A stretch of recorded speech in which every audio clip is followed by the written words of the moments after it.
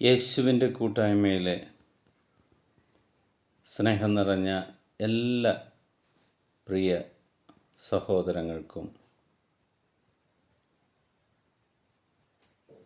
പുതിയൊരു ദിവസത്തിൻ്റെ ദൈവാനുഗ്രഹത്തിൻ്റെ എല്ലാവിധ ആശംസകളും നേരുന്നു.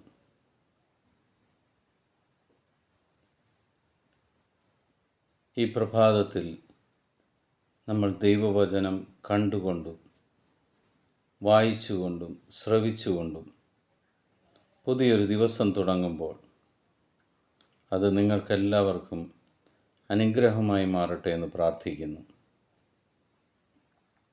ഇന്ന് നമ്മൾ ശ്രവിക്കുന്ന തിരുവചന ഭാഗം മത്തായിയുടെ സുവിശേഷം 24-ാം അധ്യായം 23-ാം തിരുവചനം.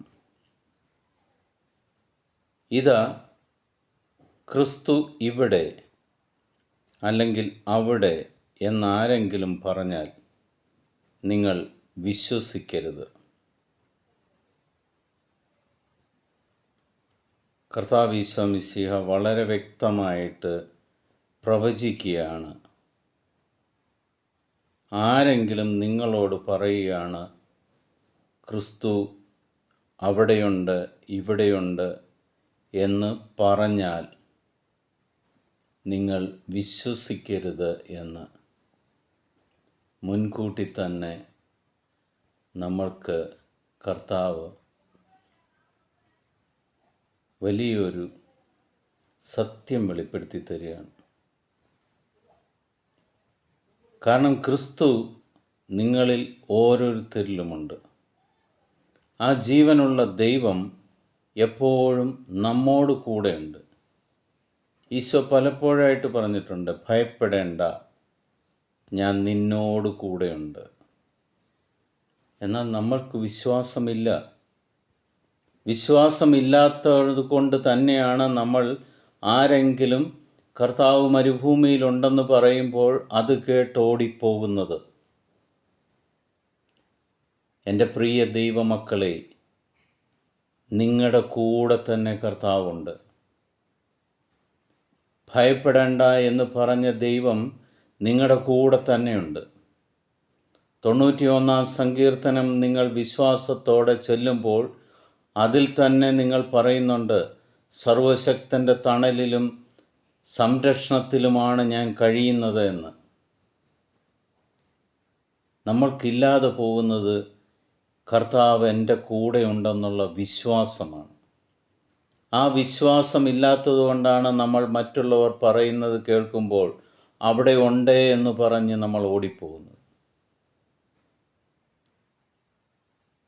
നിങ്ങൾ നിങ്ങളുടെ ദേവാലയത്തിലോ നിങ്ങളുടെ ഭവനത്തിലോ നിങ്ങൾ കർത്താവിൻ്റെ മുന്നിൽ മുട്ടുമടക്കുമ്പോൾ നിങ്ങളുടെ കൂടെയുള്ള ദൈവത്തിൻ്റെ യേശുക്രിസ്തുവിൻ്റെ മുന്നിലാണ് നിങ്ങൾ മുട്ടുമടക്കുന്നത്. നിങ്ങൾ പ്രാർത്ഥിച്ച് തീരും മുമ്പ് നിങ്ങളുടെ ആവശ്യങ്ങളുടെ മേൽ കർത്താവ് തീരുമാനമെടുത്തിട്ടുണ്ട്. നമുക്കിന്ന് കർത്താവിനോട് തുറന്നു പറയാം, കർത്താവേ, എൻ്റെ വിശ്വാസം വർദ്ധിപ്പിക്കുവാൻ നീ എന്നെ ഒന്ന് സഹായിക്കണം. ഞാൻ നിൻ്റെ മുന്നിൽ വച്ചിരിക്കുന്ന ഈ നിയോഗം കർത്താവെ നീ എനിക്ക് അനുഗ്രഹമാക്കി മാറ്റണം. എനിക്ക് വിശ്വസിക്കണം നീ എൻ്റെ കൂടെയുണ്ട് എന്ന്. നീ എന്നോട് പറഞ്ഞിട്ടുണ്ട്, ഭയപ്പെടേണ്ട, ഞാൻ നിൻ്റെ കൂടെ ഉണ്ടെന്ന്. അത് എനിക്ക് മനസ്സിലാകണമെങ്കിൽ ഞാൻ സാധാരണക്കാരിൽ സാധാരണക്കാരനായ ഒരു വ്യക്തി ആയതുകൊണ്ട് കർത്താവെ എനിക്കത് മനസ്സിലാക്കണമെങ്കിൽ നീ എൻ്റെ ആഗ്രഹങ്ങളുടെ മേൽ, എൻ്റെ നിയോഗത്തിൻ്റെ മേൽ നീ എന്നെ അനുഗ്രഹിക്കണം. മക്കളെ നീ അനുഗ്രഹിക്കണം. കുടുംബത്തെ നീ അനുഗ്രഹിക്കണം. തീർച്ചയായും ദൈവം നിങ്ങളെ അനുഗ്രഹിക്കും. ഞാൻ ഉറച്ചു വിശ്വസിക്കുന്നു. എൻ്റെ കൂടെ നിൽക്കുന്ന ദൈവത്തെ സാക്ഷ്യം നിർത്തി ആ ദൈവം നിങ്ങൾക്ക് ഇത് സാധിച്ചു തരുമെന്ന് ഞാൻ ഒരു വ്യക്തിയുടെ അടുക്കൽ പറയുമ്പോൾ ആ വ്യക്തിക്ക് അത് നേട്ടമായി മാറുന്നത് ഞാൻ കണ്ടുകൊണ്ടിരിക്കുന്നതിനാൽ എനിക്ക് വിശ്വാസമുണ്ട്, ജീവനുള്ള കർത്താവ് എൻ്റെ കൂടെ തന്നെ ഉണ്ടെന്ന്. ആ കർത്താവിൻ്റെ സംരക്ഷണയിലാണ് ഞാൻ വളരുന്നതെന്ന് എനിക്ക് വിശ്വാസമുണ്ട്. ആ വിശ്വാസം നിങ്ങളിലേക്കും പകരുവാൻ കർത്താവ് നിങ്ങളെ സഹായിക്കട്ടെ. നിങ്ങളുടെ ആഗ്രഹങ്ങളുടെ മേൽ ദൈവം ഇന്ന് അനുഗ്രഹത്തിൻ്റെ പെരുമഴ പെയ്യിക്കട്ടെ.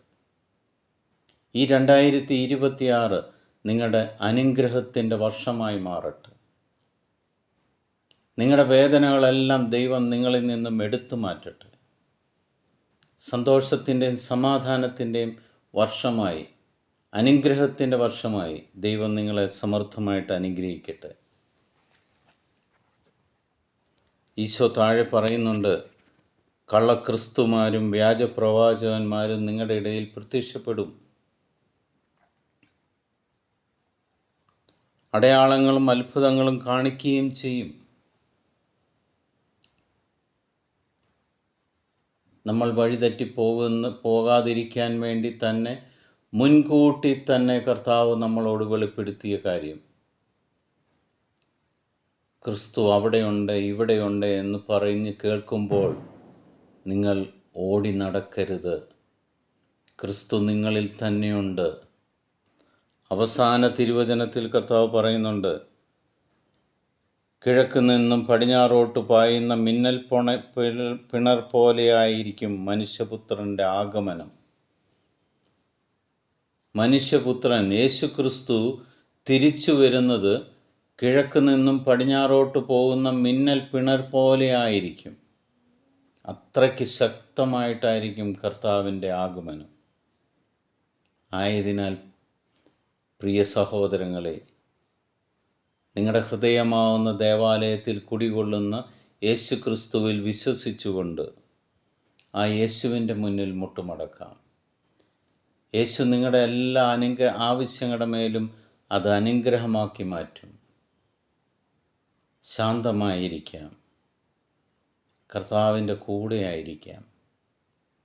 ഓടി നടക്കുന്നതിന് പകരം സ്വഭവനത്തിൽ, സ്വന്തം ദേവാലയത്തിൽ കർത്താവിൻ്റെ ഒപ്പം ഒന്നും ആലോചിക്കാതെ, ഒന്നും ആവശ്യപ്പെടാതെ കർത്താവിൻ്റെ സന്നിധിയിൽ ശാന്തമായിരിക്കാം.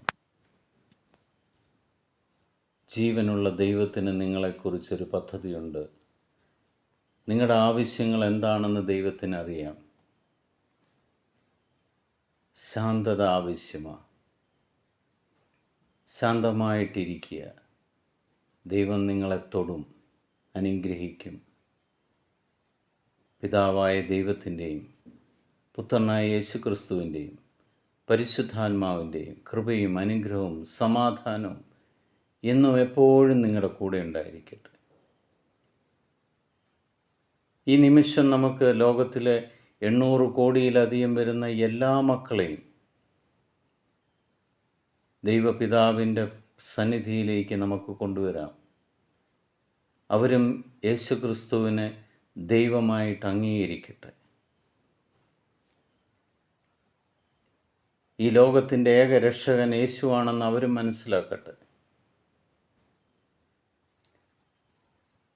കർത്താവ് നിങ്ങളെ സമൃദ്ധമായിട്ട് അനുഗ്രഹിക്കും.